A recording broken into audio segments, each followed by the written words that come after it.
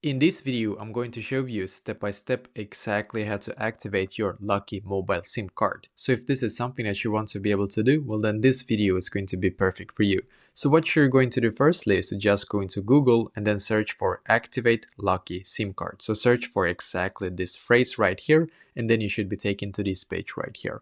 Now what you're going to do is to find the result that says SIM card activation from Lucky Mobile. As you can see, just click on it. It should be either number 1 or number 2 quite often.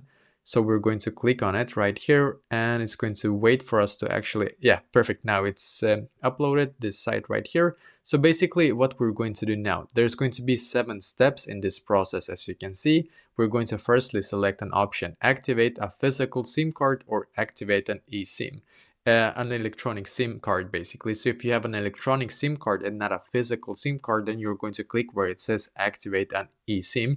But if you have a physical SIM card, you actually had it in a card, you popped it out and then put it in your phone, well that's a physical SIM card. You're going to then choose this option right here and then you're going to enter your SIM card number as you can see, and you will be able to find it on the little paper or the plastic thing that you got your SIM card in. You will be able to find that SIM number. As you can see, it even explains us down below right here. It explains to us exactly how to find it.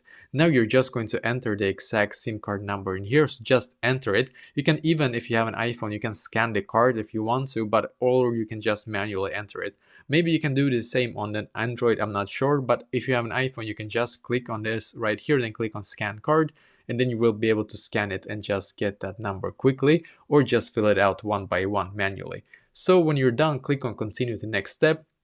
Next step is going to actually verify that it's you that want to be able to actually activate your Lucky mobile SIM card. It might ask you for some details about yourself, like your name and stuff like that. And then after you have done so, the next step is going to be even more verification, just so you know. So it's not going to be quick, just so you know, unfortunately.